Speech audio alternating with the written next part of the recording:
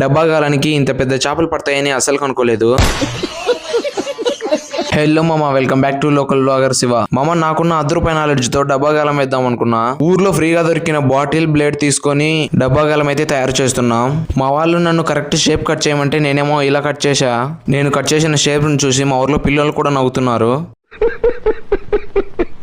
చాలా తిప్పలు పడి ఫైనల్ గా అయితే డబ్బా గాలం అయితే రెడీ చేశాం. అలాగే మాకు కావాల్సినంత మైదా పిండి తీసుకుని అయితే చేపలున్న దగ్గరికి వెళ్ళాం. మా అన్న మొత్తం సెట్ చేసుకుని ఫస్ట్ టైం అయితే నీళ్ళలోకి వేసాడు డబ్బా గాలం. నీళ్ళలో వేయమంటే నీళ్ళకే వదిలేశాడు మొత్తం.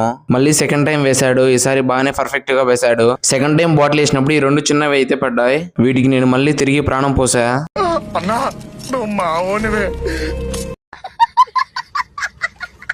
మళ్ళీ బాటిల్ వేసాం. మళ్ళీ అయితే ఇవే పడ్డాయి.